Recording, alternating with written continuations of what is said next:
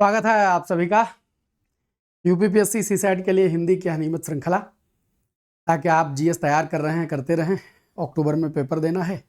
एक डर जो आपके मन में थोड़ा सा धुक धुक लगा रहता है कहीं सीसैट क्लियर ना हो, तो आपके इस डर की हम गारंटी लेते हैं खत्म कर देंगे। बस आप ये नियमित श्रृंखला हमारे संग संग देखते रहें। आपका अभ्यास इतना मजबूत कर देंगे कि सीसैट का डर खत्म हो जाएगा। यदि सीसैट का डर वाकई छूमंतर करना है, आइए आपके लिए यह परिचर्चा हम लेकर के आए हैं।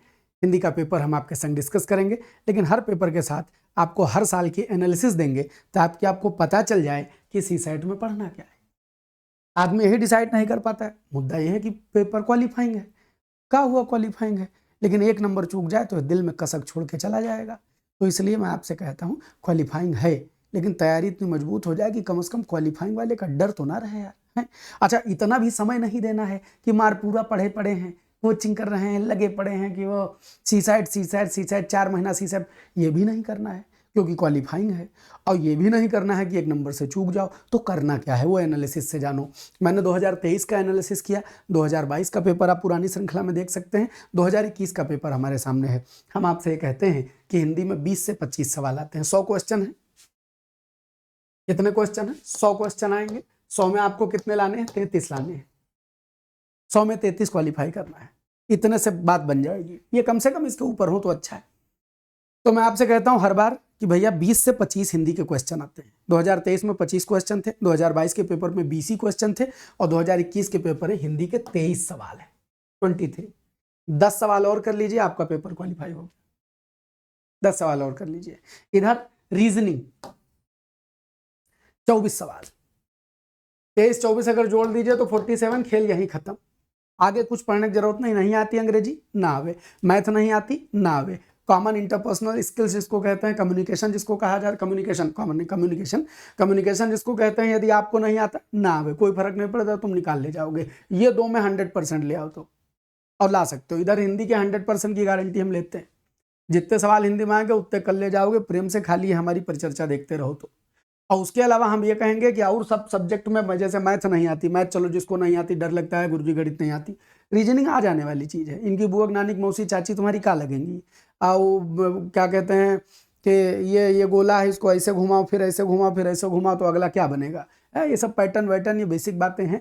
कौन से तारीख में कौन सा कैलेंडर क्या पड़ेगा, एक बार आप समझ लीजिए, दिमाग में बात चली जाएगी।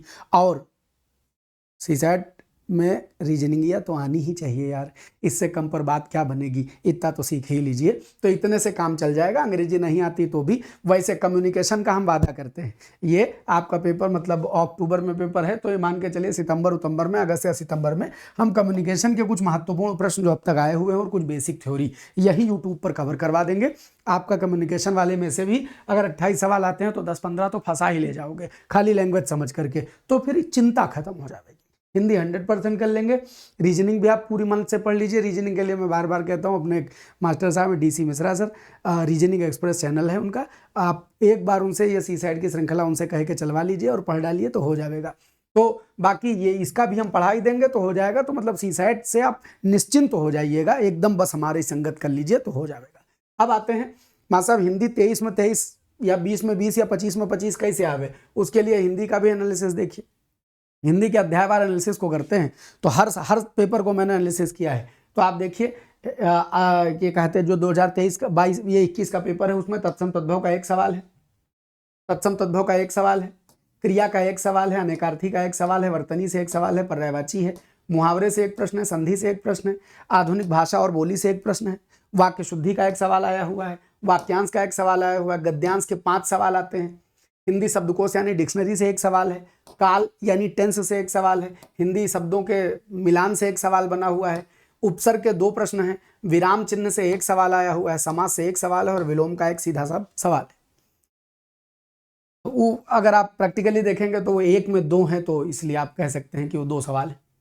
तो आप समझेंगे कि ये पूरा सिलेबस आपको, इसके लिए कोई बहुत मेहनत नहीं करनी है, बमुश्किल बस ये समय दे देना है हमको, बस इतने में कर लिया जाएगा, टेंशन लेनी नहीं है।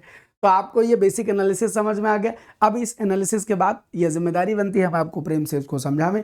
तो 2021 का पेपर हिंदी का आप देखिए, और देखिए कि ये आपसे हो सकता है कि नहीं हो सकता। अच्छा, एक डिमांड बहुत आ रही थी कि सर क्या सीसैट का आप बैच भी थ्योरी बता देंगे, तो आखिरी में इसके बारे में भी जानकारी दे देंगे।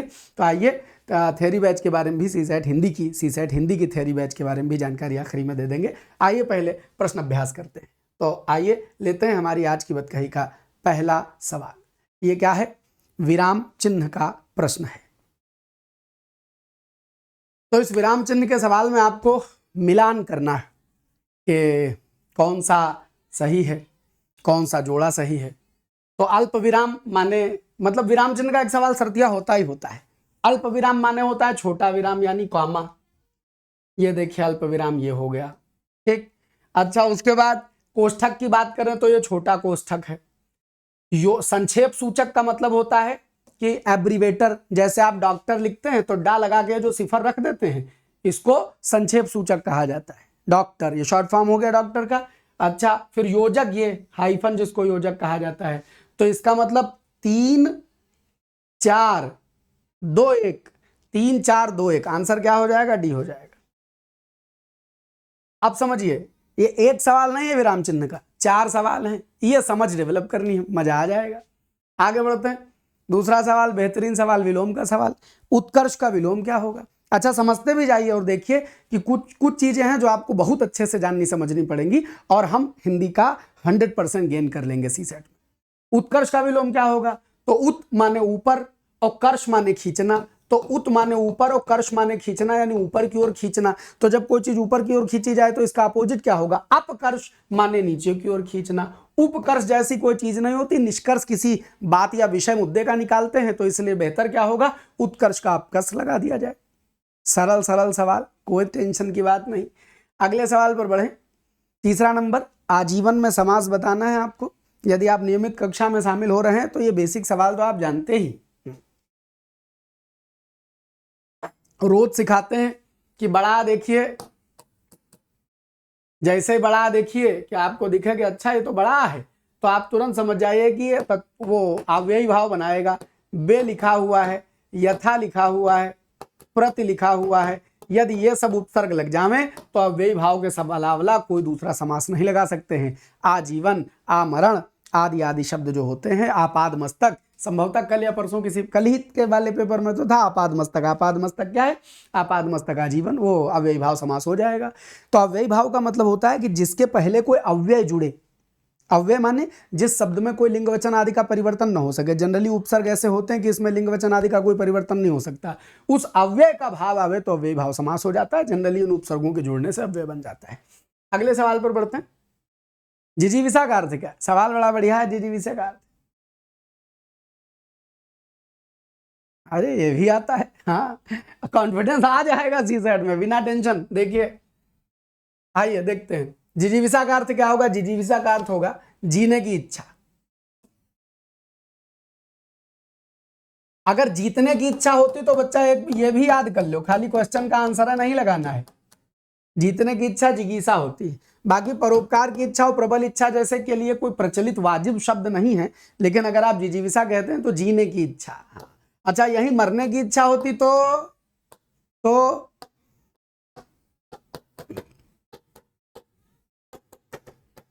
मुमूर्षा। मरने की इच्छा क्या हो जाएगी? मुमूर्षा। आइए आगे बढ़ते। उसने नहाकर भोजन किया, पक्का एक सवाल क्रिया का मतलब आप हमारे संग अभ्यास करते करते मालूम हो जाएगा, अच्छा ये सवाल इस चैप्टर का है, सवाल इस चैप्टर का, इससे सवाल आता है। उसने नहाकर भोजन किया, वाक्य में नहाकर किस प्रकार की क्रिया का उदाहरण है? तो याद रखिएगा, जैसे ही आपको पता चले कि किसी वाक्य में कोई एक काम कर दूसरा काम किया गया है, एक काम कर दूसरा काम किया गया है, तो जैसे ही एक काम कर दूसरा काम किया जाए तो जो पहले काम संपन्न हुआ उसको क्या बोलेंगे? पूर्वकालिक क्रिया बोलेंगे। पूर्व माने पहले का, काल माने समय, पूर्व काल माने पहले के समय। तो नहाना, भोजन कब हुआ? नहाने के बाद। तो पूर्व काल में क्रिया संपन्न हुई, नहाना।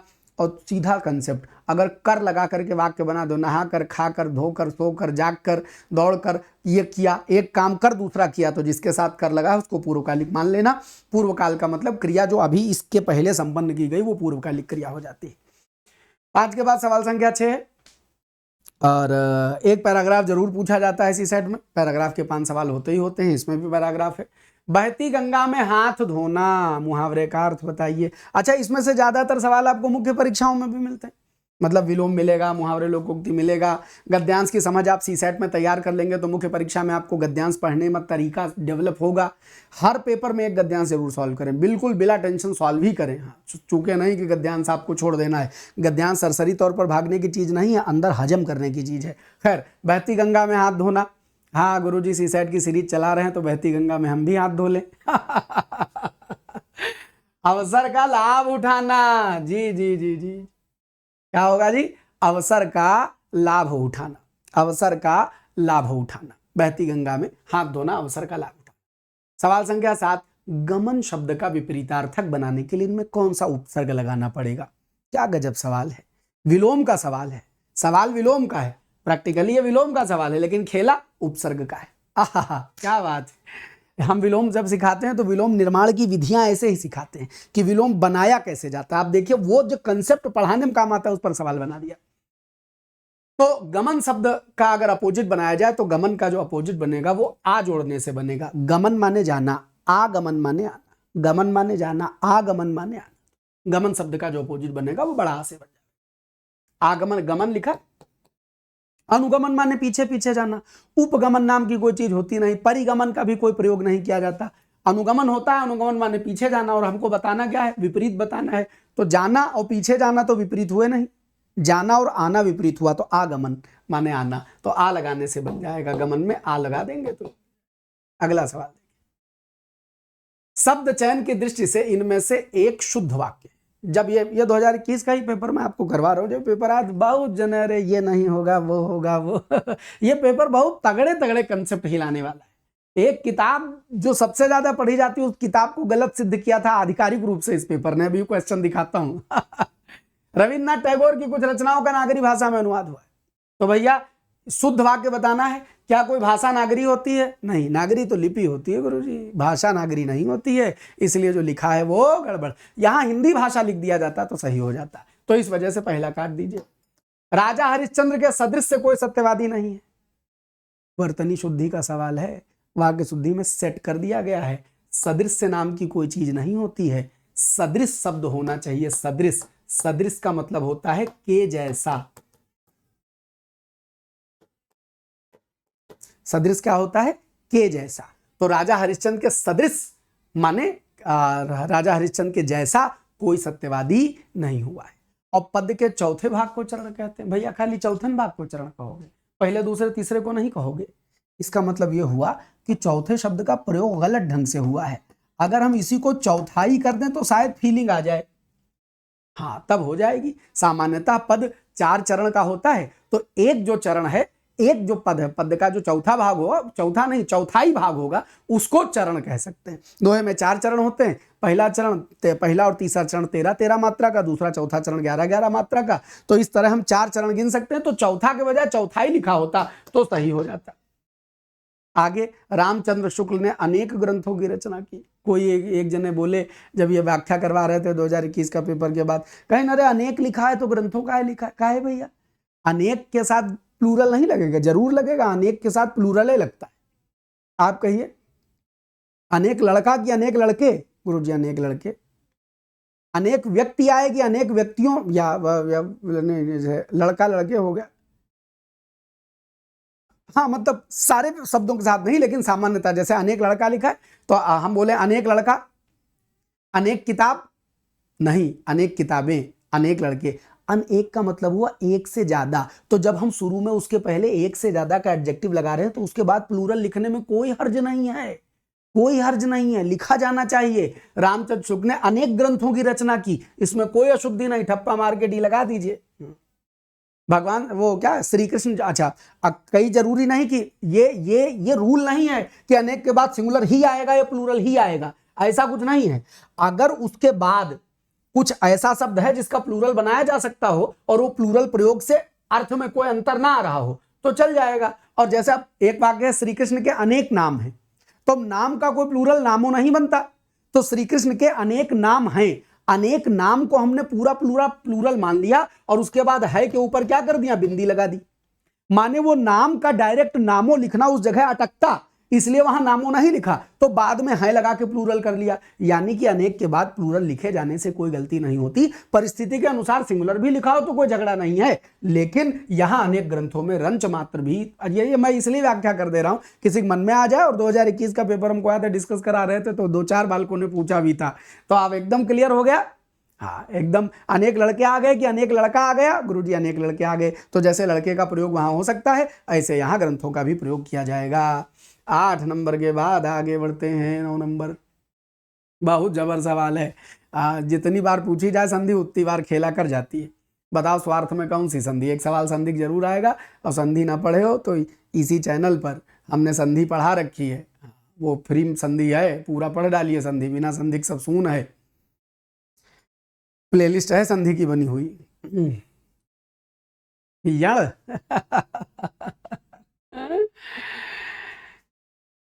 इसमें यण नहीं है, इसमें संधि है दीर्घ जी। स्व माने अपना, अर्थ माने फायदा लाभ के लिए, तो ये आ मिलके बड़ा आ बनाएगा, शब्द हो जाएगा स्वार्थ। अपना अर्थ, अपना भला, अपना लाभ, स्वधन अर्थ, शब्द क्या बन जाएगा? स्वार्थ हो जाएगा, स्वार्थ हो जाएगा। ठीक, वृद्धि नहीं, गुण नहीं, स्वार्थ, स्वार्थ हो जाएगा। ठीक है, अच्छा अब आप कहना है गुरुजी हम यण मान लें, तो क्या तुम सुआर्थ लिखोगे? मान लो लिखो सुआर्थ, तो क्या अर्थ का कोई सेंस है? क्या सु का कोई सेंस है? तो किसी सूरत में यण नहीं है। और यही एक शब्द है जिसमें यण होगी, स्वागत। स्वागत में यण है, क्योंकि इसमें स्व आगत करोगे, माने इसका अर्थ क्या निकला? अपने मन से आना। क्या अपने मन से आना इसका अर्थ है? नहीं, इसका अर्थ है तो कोई आवे तो उसका सत्कार किया जाए। यह सु माने अच्छी तरीके से, आगत आव भगत की जाए तो उसको सु आगत से स्वागत बनाएंगे। ये संधि यण है, इसमें भी स्वा है, और ये दीर्घ है, इसमें भी स्वा है। तो शब्द अर्थ क्या देना चाहता है ये मायने रखता है, रटा हुआ नियम मायने नहीं रखता है। बात बुद्धि में जा रही है? गुरुजी जा रहे। अगला सवाल, बहुत गजब सवाल आया था। यही एक सवाल था जो रचना रचयिता का भी एक सवाल उठा के धर देते हैं, बोली से उठा के रचना रचयिता में इंटर मार कर गए कि कृष्णायन उत्तर प्रदेश की बोलियों में से किस बोली में लिखी गई है? गजब सवाल। कृष्णायनों का नाम ना सुने गुरुजी, रामायण तो सुने, कृष्णायन ना सुने ना, और वह बता रहे हैं बोली में लिखी गई है। बहुत जबर खेला हो गया था, ज्यादातर बालक गड़बड़ा गए थे उस साल, हमको याद है, लेकिन जिन्होंने पढ़ा है वो नहीं गड़बड़ाए थे। ये अवधि में रची गई रचना है, अवधि में रची। 100% लाना है तो पढ़ना सब पड़ेगा, सब पढ़ेगा, ओली बोली सब पढ़नी पड़ेगी। ये अवधि की रचना है, कृष्णायन क्या अवधि की रचना है। और इसको लिखा किसने है? द्वारका प्रसाद जी ने। और ये 1942 में लिखा है। ये स्वतंत्रता संग्राम में भी थे और जेल में बंद थे, तो जेल में बंद होकर के इस रचना का इन्होंने सूत्रपात किया था। भगवान श्री कृष्ण के जन्म से लेकर के उनके पैर में तीर लग के उनके स्वर्गारोहण तक की पूरी कहानी इसमें लिखी हुई कृष्णायन एक ग्रंथ है जो अवधि में लिखा हुआ है। ठीक, अब ये सब चीजें एक बार बता दी जाए तो अब अगली बार को याद रहेंगी कि नहीं याद रहेंगी? तो ये बताया जाना जरूरी है और या पढ़ा जाना जरूरी है। तो या तो आप किताब लेके मार एकदम प्रेम से पूरा चाप डालिए, एक काम कर सकते हैं, और दूसरा जी मास्टर साहब जो पढ़ा रहे हैं इसको पढ़ लीजिए, दो ही काम हो सकते हैं। हाँ, तो पढ़ ही लीजिए, यही लाभ है। हाँ, बाकी समय हो, देखो जीएस का पेपर होता है तो मैं कहता हूँ आप जाइए किताब पढ़िए, जीएस की स्ट्रेटजी देखिए मेरी, मैंने जितनी बार जीएस स्ट्रेटजी बताई है उतनी बार बताया, किताब पढ़े बिना काम नहीं होगा। लेकिन सी साइड जिम्मे खाली क्वालिफाई करना है, मत तिकाह मेहनत करी जाए, जितना पढ़ा रहे हो उतना अभ्यास कर ले हो जाए। हाँ ठीक, देखो निम्नलिखित में से सही युग्म चुनिए। गलीचा पुर्तगाली है, आमदनी फारसी है, अंग्रेज फ्रेंच है, पादरी तुर्की है, इनमें से कौन सा जोड़ा सही है? अब ये कहाँ का सवाल है? तत्सम तद्भव देशज विदेशी में से विदेशी शब्द युग्म का सवाल है। एक सवाल नहीं है, 4 सवाल है। ये थोड़ा ना पूछा है बताइए आमदनी किस भाषा का शब्द है, 4 सवाल जोड़े हम दे दिए, पढ़े होगे तो जान पाओगे। तो सुनो, गलीचा फारसी, गलीचा पुर्तगाली नहीं है, गलीचा फारसी। आमदनी 100% फारसी है। अंग्रेज फ्रेंच नहीं है, डच, मतलब डच लैंग्वेज से निकला है अंग्रेज शब्द। और पादरी तुर्की नहीं है, पादरी पुर्तगाली। तो एक का आमदनी फारसी शब्द है, आमदनी फारसी शब्द है, आमदनी अठन्नी, खर्चा रुपया, आमदनी फारसी शब्द है। ठीक। अच्छा, कई बार मैसेजेस किया आप तमाम सारे छात्रों ने कि मास्टर साहब आप सीसैट का बैच पढ़ा दीजिए, बहुत दिनों से कहा जा रहा है, तो हमारे मन में आया कि क्यों ना सीसैट का एक बैच पढ़ा ही दिया जाए। तो सीसैट हिंदी का एक डिटेल बैच हम आपका ला रहे हैं थ्योरी का, ताकि आप अगर थ्योरी पढ़ना चाहें तो आप सीसैट हिंदी पढ़ सकते हैं। ये बैच आपको मिलेगा हमारे ऐप पर, हिंदी भास्कर बाई अमरनाथ। ये ध्यान से देख लीजिए, गूगल प्ले स्टोर पर आप इसको सर्च करिएगा, हिंदी भास्कर बाई अमरनाथ। जैसे ही आपको मिल जावे आप इसमें जाइएगा। कल से बैच शो होने लगेगा और इसको हम 25 जून से स्टार्ट कर देंगे। 25 जून से कल से शो होने लगेगा। ये हिंदी का चलेगा, हिंदी का सीसैट हिंदी का डिटेल से बैच, और ये बैच 25 जून से स्टार्ट होगा। किसी तरीके की कोई डाउट के लिए आप कोई समस्या हो, कुछ समझ में ना आ रहा हो तो 9984 001182 इस नंबर पर संपर्क कर सकते हैं, या 9696 930 800 पर व्हाट्सएप कर सकते हैं। तो इस नंबर पर आप कॉल करके या मैसेज करके जानकारी ले सकते हैं। और इस बैच की गुरुदक्षिणा मात्र 351 रुपया रखी गई है, क्योंकि CSAT is just a part, छोटा सा पार्ट है। तो हिंदी कवर हो जाएगी, जितना पाठ्यक्रम है उतना कवर करवा दिया जाएगा, 8-10 पेपर करवा दिए जाएंगे तो आपका अभ्यास हो जाएगा। तो इसकी गुरुदक्षिणा मात्र 351 रुपये। तो फॉर सिक्योरिटी कि आप हिंदी एकदम मजबूत कर लें, इसके लिए आप चाहें तो 351 की गुरुदक्षिणा। कल से बैच इस ऐप पर ओपन हो जाएगा, आप कर सकते हैं। 25 जून को पहली क्लास लेंगे। ठीक, चलिए। अच्छा, ये रिकॉर्डेड प्लस वो मोड रहेगा, रिकॉर्डेड लाइव। कंसेप्ट पढ़ा देते हैं, कंसेप्ट आपको रिकॉर्डेड हम पढ़ाते हैं, दे देते हैं, रिकॉर्ड करके देते हैं आपके टॉपिक के लिए। उसके बाद जब वो कंसेप्ट खत्म हो जाता है तो क्वेश्चन आंसर लाइव डिस्कस करवाते हैं, ताकि वो टॉपिक क्लियर हो जाए। कोई डाउट आया हो तो, अच्छा रिकॉर्डेड करते क्यों हैं? इसलिए करते हो क्योंकि जब हम क्लास पढ़ा रहे होते हैं तो पता चला आपके बीच बीच में डाउट, जैसे यहाँ मार दे डाउट दे रहे हो, डाउट पूछने लगते हो जाता है कन्फ्यूजन। उस कन्फ्यूजन में, वो कन्फ्यूजन का मतलब ये होता है कि डाइवर्ट हो जाता है दिमाग। तो वो जो क्लास हम 25 मिनट में खत्म कर सकते हैं, उसको खत्म करने में हमको 50 मिनट लग जाता है। तो बस इसीलिए ये रिकॉर्डेड प्लस लाइव का कंसेप्ट रखा है। खैर, अगले सवाल पर आ जाते हैं। ये उनके लिए, ये सबके लिए। आप 7 बजे वाली ये कक्षा करते रहेंगे, ठीक है। ना आपका मन करे नहीं पढ़ना है, तो जिनकी इच्छा थी पढ़ने की उनके लिए लॉन्च किया गया। कोई कंपल्सन नहीं है, कोई ज़बरदस्ती नहीं, कोई जोर नहीं कि ना करबे करो, ऐसा कुछ नहीं है। ठीक है, तो 25 जून से लाइव हो जाएगा बैच। तो आइए आगे बढ़ते हैं। कहाँ गया सवाल? यहाँ। तो हमको याद रहेगा जी कौन सा शब्द है? आमदनी जो है वो फारसी शब्द है, बाकी जितने लिखे हुए गलत लिखे हुए। ठीक, 11 के बाद सवाल संख्या 12 पर चलते हैं। आगे बढ़ो भैया। आज का अर्थ इनमें से क्या नहीं? आज का अर्थ इनमें से क्या नहीं? आज क्या नहीं? आज का जिसका जन्म ना हो, दशरथ के पिता, मोती, ब्रह्मा विष्णु महेश।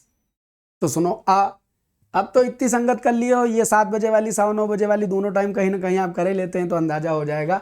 आ माने नहीं और जा माने जन्मे। जो जन्मे ना उसको आज कहते हैं।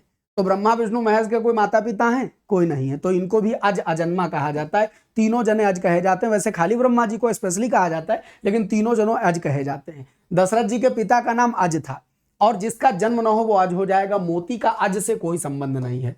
मोती क्या हो सकता है? मोती में कुछ जा लगा के शब्द बनाइए, अभी बनाए दे रहे हैं। सुक्ति माने सीप होती है, उससे जन्म लेने वाला सुक्तिज लिखा होता तो मोती हो जाता। तो उत्तर क्या हो जाएगा? आज का अर्थ नहीं है मोती। अगला सवाल, इनमें से देवता का पर्यायवाची शब्द क्या है? सब आ रहा है चैप्टर, हाँ, ऐसा नहीं कि कुछ छूट रहा है, सब मिल रहा है। देवता का पर्यायवाची शब्द इनमें से कौन सा है? देवता का पर्यायवाची शब्द याद है गुरुजी? रात 9:15 बजे वाली आरो वाली क्लास करते हैं तो पर्यायवाची तो आत्मा में उतर गई है। किंकर माने क्या होता है? नौकर। विपुल माने क्या होता है? बड़ा। लोकेश कौन है? ब्रह्मा जी हैं। और विबुध क्या है? विबुध है देवता। विबुध है देवता। विबुध है अमर। विबुध है सुर। विबुध है देव। विबुध है अजर। और अगर इसी विबुध में ईस लगा दिया जाए, राजा बना दिया जाए, तो विबुध के ईस अर्थात विभु विबुधेश। तो विबुधेश कौन हो जाएंगे? ये हो जाएंगे इंद्र देवता। विबुधेश देवताओं के राजा कौन हो जाएंगे? इंद्र। तो एक पर्यायवाची और याद कर लो कि विबुधेश जो है वो इंद्र का पर्यायवाची। विबुधेश, ये बा लिखा है, बा, विबुधेश, इंद्र का विबुध देवता, और विबुधेश कौन हो जाएंगे? इंद्र हो जाएंगे। 13 के बाद सवाल संख्या 14 पर। हो सकता है वह आया हो। एक सवाल काल का आएगा, खोपड़ी का काल हो जाता है। अंग्रेजी का काल तो बहुत सिंपल था, present indefinite, present continuous, present perfect, present perfect continuous है, फिर यही पास्ट में, यही फ्यूचर में। यहाँ ऐसा नहीं है, प्रेजेंट में अलग नाम है, पास्ट में अलग नाम है। तो बताओ, हो सकता है वह आया हो, वाक्य कौन सा है? तो हो सकता है वह आया हो बच्चा, इसमें है वर्तमान है। आया हो ये वर्तमान है। अब वर्तमान कौन सा माना जाए? देखो, अपूर्ण वर्तमान जैसी कोई चीज होती नहीं है। संभाव्य वर्तमान का मतलब होता है वर्तमान में संभावना जताना, वर्तमान में संभावना जताना। तो अगर मैं कहता हूं हो सकता है वह आए, तब ये क्या है? संभाव्य वर्तमान है। या आया हो, सोच के देखिए। अनिश्चय वर्तमान नाम की कोई चीज नहीं होती। विचारणीय सवाल है। संदिग्ध और संभाव्य कंफ्यूज करता है। क्या हो सकता है, क्या नहीं हो सकता है, आएगा, आया हो। हम आपको 2 एग्जाम्पल दे देते हैं, कभी नहीं गड़बड़ाओगे। देखो, संदिग्ध का मैं वाक्य बनाता हूं। संदिग्ध में आया हो और सकना वकना नहीं लगाते हैं, हो सकना ही संभावना की प्रबलता है। तो इसमें संभाव्य ही है, हो सकता है, वर्तमान की संभावना है। हो सकता है आए, ये तो फ्यूचर में चले जाएंगे ना। हो सकता है आया हो, आप यहां है, पता नहीं आया हो कि ना आया हो सकता है आया हो, ये वर्तमान की संभावना है, वर्तमान की पॉसिबिलिटी। संदिग्ध कंफ्यूज कर रहा था ना, हम संदिग्ध देते हैं। संदिग्ध वर्तमान ये होता है, मैं इस कमरे में हूं और उस कमरे में बच्चा हमारा टीवी देख रहा है।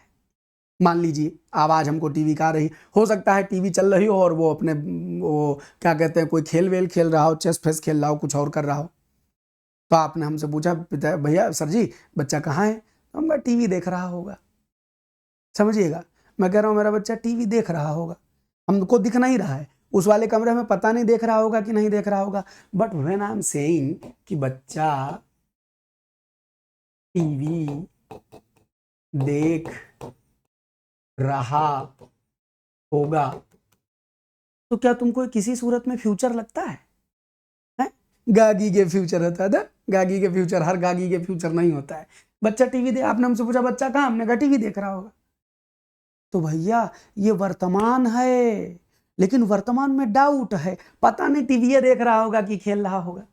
माई आंखों के सामने तो है नहीं, वो बगल वाले कमरे में, हम तो इस कमरे में पढ़ा रहे हैं। तो तात्पर्य हो बच्चा टीवी देख रहा होगा जब हम बोलते हैं, या बच्चा टीवी देखता होगा या देख रहा होगा, इन दोनों कंडीशन में गागी गे से फ्यूचर नहीं है, वर्तमान है, लेकिन वर्तमान में डाउट है तो संदिग्ध है। जहां संदेह होता है उसको संदिग्ध बोलते हैं, यहां संदेह नहीं है, यहां संभावना जताई जा, हो सकता है आया हो, तो इसको संभाव्य वर्तमान बोलेंगे। बात समझ गए? काल खोपड़ी हिला देता अच्छे अच्छों की। इनमें से शुद्ध वर्तनी वाले शब्द का चयन कीजिए। शुद्ध वर्तनी वाले शब्द का चयन कीजिए।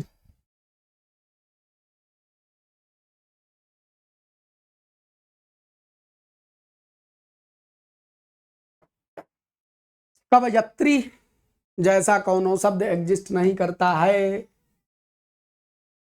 कवयत्री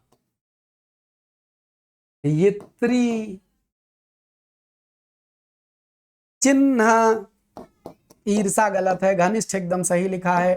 सही शब्द होगा चिन्ह ईर्ष्या,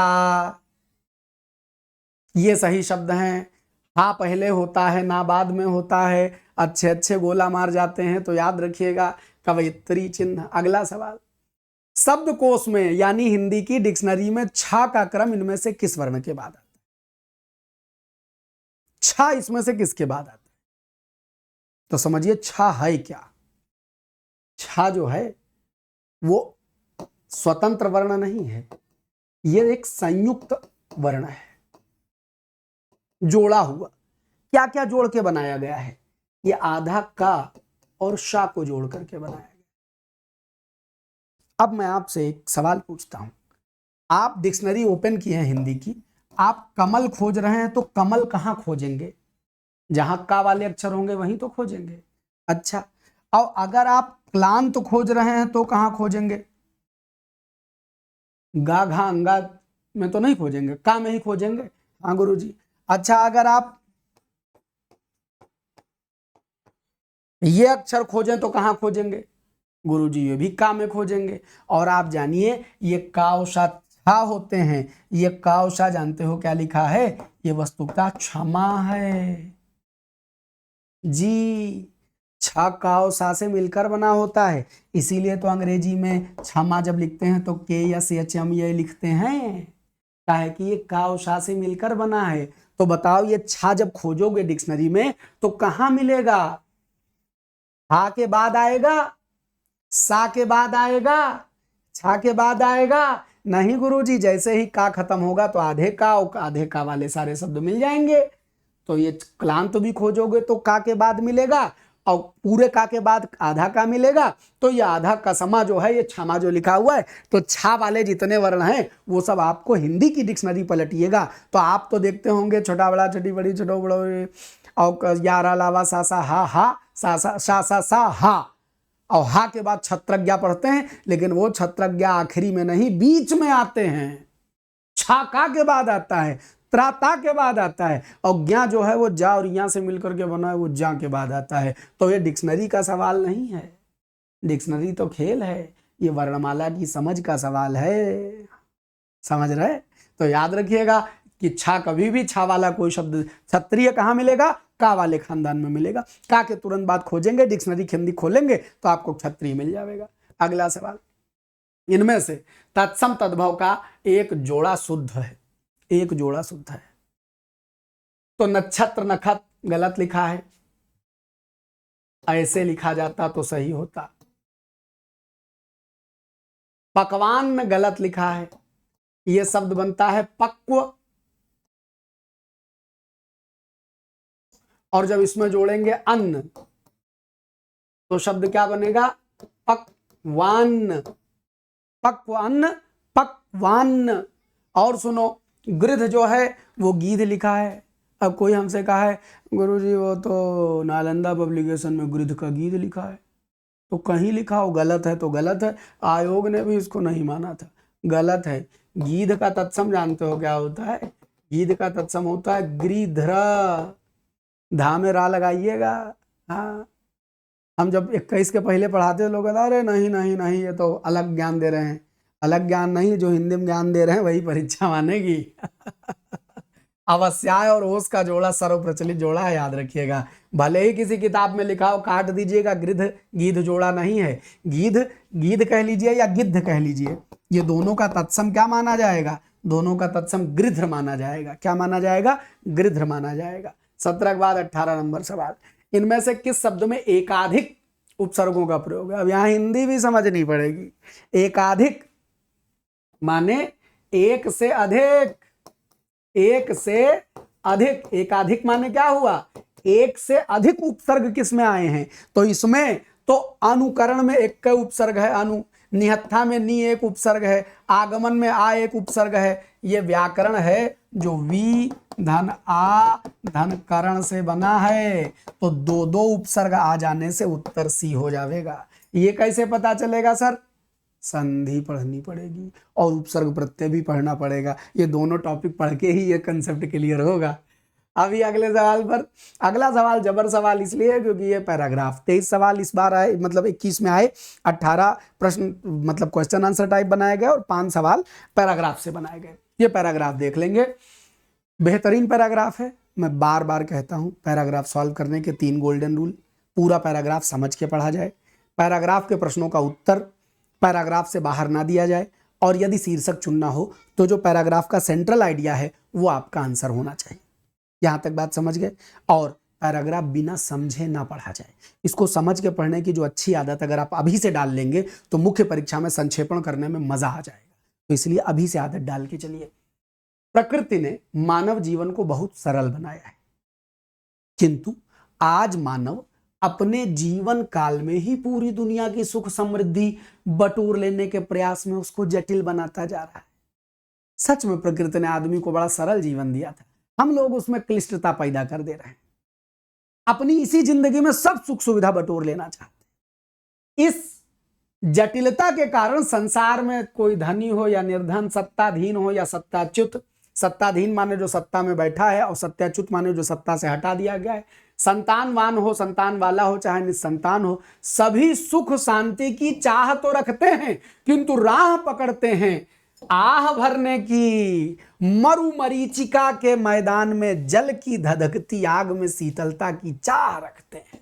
क्या गजब बात लिखी है। इस संसार में कोई भी हो, सब चाहते हैं कि उनको मिले क्या, सुख शांति की चाह, लेकिन पकड़ते हैं वो आह की राह, क्योंकि मरुमरीचिका, मरु माने मरुस्थल, मरीचिका माने जब कभी रेगिस्तान में गुजरिए तो रेगिस्तान में जय सड़क पर आपने देखा होगा, गर्मी के दिनों में सड़क पर लगता है दूर कहीं पानी भरा है, लेकिन पानी होता नहीं है नजदीक जाने पर। ऐसे रेगिस्तान तो और तप्त हो जाता है, वहां पर जो नीचे का वो पूर्ण आंतरिक परावर्तन हो जाता है वायु का, जो प्रकाश की किरणें ऊपर से गिरती हैं वो परावर्तित की तरह होने लगती हैं। तो ऐसा लगता है कि जो भी चीजें हैं सबका प्रतिबिंब बना दिखाई पड़ता है, सबकी परछाई दिखाई पड़ने लगती है। कोई झाड़ी है तो वो ऐसा लगेगा उसकी परछाई है, तो ऐसा लगता है कहीं पानी तो नहीं भरा है। कोई प्यासा जानवर उसमें भटक जाए तो पानी की चाह में उस ओर दौड़ता है, लेकिन वहाँ पानी नहीं पाता है और भटक कर मर जाता है। हमारी ज़िंदगी ऐसी ही मरुमरीचिका है रुपया कमा ले, है सरकारी नौकरी पा ले। सरकारी नौकरी भी बहुत बड़ी मरुमरीचिका है, जब तक नहीं मिलती है तब तक प्राण लगा देते हैं, यही चाहिए, जब मिल जाती है तो उसके अलग 100 पचड़े हो जाते हैं। हम 13 बरस से पढ़ा रहे हैं, धीरे धीरे 14 बरस होने को आते हैं, हमारे तमाम छात्र सेलेक्ट हैं। जब वो कहते हैं गुरुजी जब तक नौकरी नहीं मिली थी तब तक अलग दुख था, मिलने के बाद अलग दुख है। तो जीवन इसी मरुमरीचिका का नाम है। इस मरुमरीचिका में, इस रेगिस्तान में हम जल की आस रखते हैं, धधकती आग में शीतलता की चाह रखते हैं। विद्वानों का विचार है कि संसार में सुख का मार्ग है आत्मसंयम। सुख सिर्फ एक तरीके से मिलेगा, अपने आप को कंट्रोल कर लेने से, आत्मसंयम कर लेने से। किंतु मानव इस मार्ग को भूलकर सांसारिक पदार्थों में, इंद्रिय विषयों की प्राप्ति में आनंद ढूंढ रहा है। सांसारिक पदार्थों, नौकरी पाने से खुश नहीं मिल रहा है तो स्टेटस अपडेट कर करके अपने रिश्तेदारों को जला के ही खुशी ले रहा है। वस्तुतः खुशी क्या है ये आदमी नहीं जान रहा। हाँ, परिणामता दुख के सागर में डूबता जा रहा है। आत्म संयम का मार्ग अपने में बहुत स्पष्ट है। उसकी उपादेयता किसी भी काल में, उपादेयता माने उपयोगिता, किसी भी काल में कम नहीं होती। इंद्रिय विषयों का संयम ही आत्म संयम है। माने हमारी इंद्रियां जो कुछ भी चाहती हैं उसको यदि हम अपने इंद्रियों को कंट्रोल में कर लें तो इसी को आत्म संयम कहा जाता है। भौतिक पदार्थों के प्रति इंद्रियों का जो प्रबल आकर्षण है यही मानवीय दुखों का मूल कारण है। महात्मा बुद्ध भी यही कहे थे, दुख निरोध, दुख समुदाय। उन्होंने कहा तृष्णा, डिजायर, इच्छा ही दुख का कारण है। उपभोक्तावादी संस्कृति के फैलाव से यह आकर्षण तीव्र से तीव्रतर होता जा रहा है। पर ऐसी स्थिति में याद रखना आवश्यक है कि ये भौतिक पदार्थ सुख तो दे सकते हैं, आनंद नहीं। ये याद रखना आवश्यक है कि भौतिक पदार्थ सुख तो दे सकते हैं, आनंद नहीं। आनंद का निर्झर तो आत्म संयम से ही फूट।